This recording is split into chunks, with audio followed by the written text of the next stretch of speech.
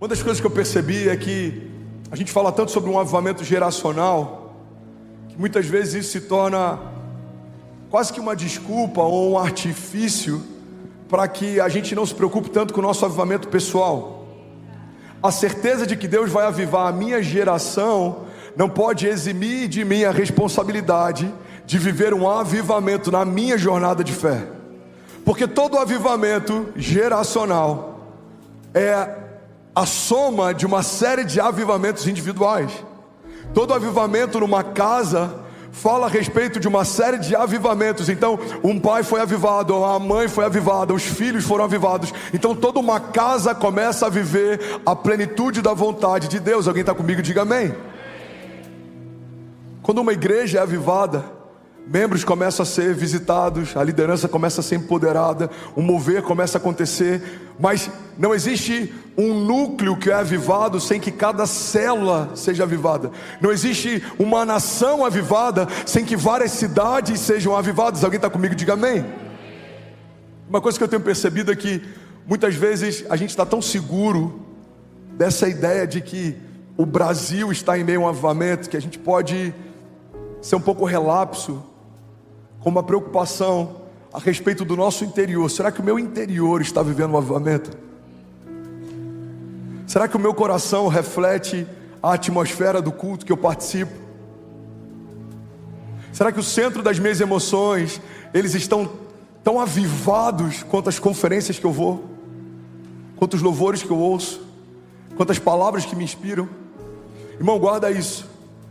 De nada vale o nosso exterior está sendo impactado pelas ondas de avivamento se o nosso interior não for um reflexo daquilo que a gente está vivendo do lado de fora. Na verdade, a verdade do Evangelho diz muito mais a respeito do que acontece de dentro para fora do que o contrário. Se eu tenho paz dentro, eu consigo estabelecer paz fora. Se eu tenho governo dentro, eu consigo estabelecer governo fora. Se eu tenho propósito dentro, eu consigo viver com propósito fora. Agora, se o meu interior está em caos, provavelmente o meu exterior vai ser um reflexo disso. Se o meu interior se move a partir de medo, provavelmente o meu exterior vai ser cercado de medo. A palavra chega ao ponto de dizer que o nosso interior está diretamente ligado à forma como a gente vê as coisas. Se os seus olhos forem bons, todo o seu corpo terá luz. Então a forma como eu enxergo, como eu creio, como eu sinto, como eu penso, está diretamente ligado à forma como eu me movo, a forma como eu estou caminhando com Deus. Alguém está comigo? Diga amém. Sandrinho, vamos junto, lindão, preciso de você. Isso está diretamente ligado à forma como eu me movo. A gente sempre vai na direção dos nossos passos, a gente sempre vai na direção dos nossos pensamentos mais fortes. Eu comecei na semana passada falando sobre isso, e eu creio que isso pode se tornar uma série, porque eu tenho meditado sobre, e isso é fruto de uma jornada pessoal. Eu estou vivendo um momento de introspecção e autoconhecimento e reavaliação, em que eu tenho percebido que algumas das coisas que me sabotam estão diretamente ligados a pensamentos e sentimentos que eu tenho. Não são necessariamente fundamentos desalinhados, não é necessariamente uma expectativa baixa sobre o que Deus pode fazer, mas alguns pensamentos que não foram tratados me roubaram a plenitude daquilo que a minha fé tinha expectativa de viver. Eu falei sobre isso, se eu não me engano, semana passada, uma frase de Arquíloco. Ele diz que nós não subimos ao nível da nossa expectativa, nós descemos ao nível do nosso preparo.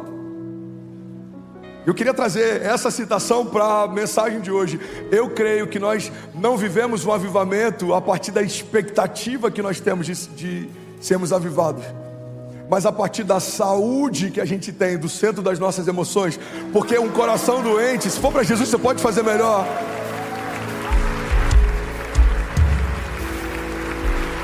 Coração doente gera decisões doentes, pensamentos doentes, reações doentes. Irmãos, tem pessoas que há anos não conseguem liberar perdão para outro. E tem muita gente que acha que perdão tem a ver com o passado. Não, perdão não tem a ver com o passado, perdão tem a ver com o futuro. Se eu não consigo lidar com algum problema do passado, eu estou sabotando o meu futuro. Isso tem a ver com emoções. A Bíblia chega ao ponto de dizer que enquanto a gente tiver algo mal resolvido com alguém, que a gente nem oferte, que a gente não participe, Porque antes a gente precisa se resolver para então estar leve para participar e se mover. O que a Bíblia está dizendo é que muitas vezes as cadeias que a gente tem enfrentado e as correntes que tem nos prendido não são correntes espirituais, cadeias espirituais. Muitas vezes são cadeias emocionais. Pessoas aprisionadas dentro das suas próprias emoções. Igreja, nunca foi tão urgente falarmos sobre isso, porque nenhuma outra geração, além da nossa, foi tão doente em relação às emoções como a nossa. Sabe, algumas pessoas combatem, por exemplo, os coaches. Eu não tenho nada contra coaches, inclusive tenho alguns amigos que são e são extraordinários no que fazem. Eu acho que o problema do coach no Brasil está muito mais ligado a uma proliferação que aconteceu de pessoas que queriam ensinar o que não tinham vivido ainda, do que o coach em si. Mas eu quero abrir um parênteses sobre algo que me chama a atenção em relação a esse movimento de coach. Por que ele tomou tanta força dentro das igrejas? Porque pessoas de fora começaram a falar sobre algo que nos nossos púlpitos ninguém falava. Saúde emocional, poucas vezes a gente ouve nos púlpitos. A gente veio de uma época em que depressão, inclusive, era tratado como falta de espiritualidade. Quantos pastores, irmão, a gente não compartilha e esses números não são levados a público? Primeiro porque não edificam, e segundo porque existe uma preocupação disso não gerar um incentivo. Mas o número de pastores que se suicidam todos os anos é assustador, e ele tem aumentado cada ano. Pastores que pregam sobre esperança, redenção, sobre fé, têm tirado a sua própria vida. Por quê? Porque alguns não se sentem confortáveis de serem vulneráveis para a sua igreja, porque se disserem que estão enfrentando ansiedade ou depressão, eles vão ser julgados como alguém que não tem fé, alguém que não é espiritual, alguém que não está em santidade. Essa desassociação da mente e do reino espiritual tem roubado de muita gente a plenitude da vida de Deus. Porque uma vida espiritual saudável é reflexo de uma mente saudável. Romanos fala a respeito da necessidade de sermos transformados pela renovação do nosso entendimento. A palavra fala sobre os nossos pensamentos serem cativos a Cristo. A palavra fala sobre a gente viver uma metanoia. Irmão, se a palavra fala na nova aliança a respeito de uma necessidade, de uma renovação de mente, eu preciso entender que a graça me redimiu no que diz respeito ao pecado, mas uma metanoia vai redimir a mentalidade no que diz respeito aos meus pensamentos. Pensamentos alinhados são pré-requisito básico para viver avivamento. Alguém está comigo? Diga amém. E Deus tem falado muito comigo sobre isso, porque toda espada que fere a igreja, e eu coloco entre aspas essa analogia, antes feriu o pregador, ou pelo menos deveria. Muita gente fala, eu vejo verdade quando você fala. É porque o que eu estou falando com você é exatamente o que Deus tem falado comigo. O que muitas vezes constrange você em amor é o que Deus tem me constrangido também.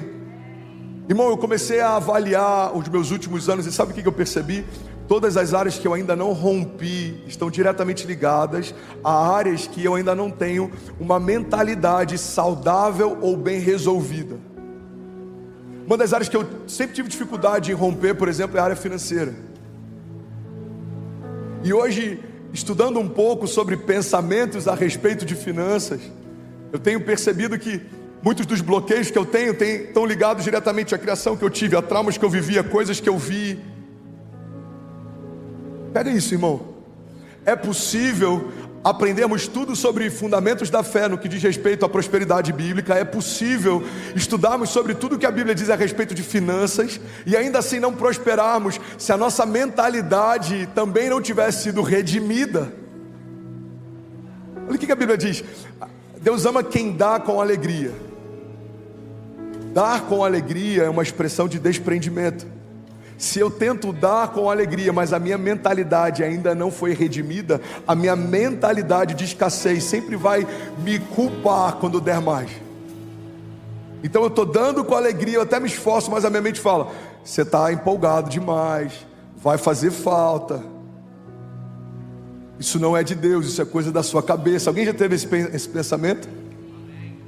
Fala, quer saber, eu vou abençoar esse cara, quer saber, eu vou abençoar esse projeto, quer saber, eu vou fazer isso. Aí a sua mente fala, isso é coisa da sua carne. Quantos aqui já ouviram isso? Bom, pega uma chave. A sua carne nunca vai te mover a fazer algo que edifique o seu espírito.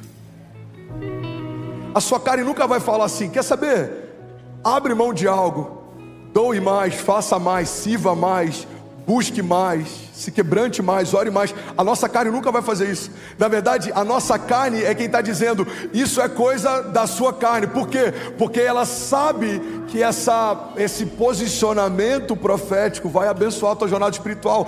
A carne e o espírito estão em todo o tempo militando.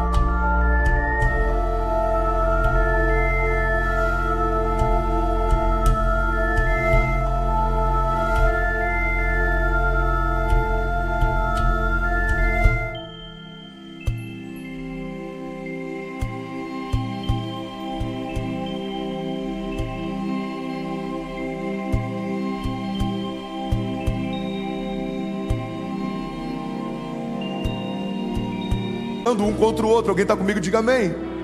Tudo bem? Você acabou agora de assistir um vídeo. Se você ainda não está inscrito, já se inscreve também no nosso canal, ativa esse sininho aqui embaixo de notificação e toda vez que eu fizer uma live ou estiver transmitindo uma mensagem ao vivo, você vai ser um dos primeiros a saber.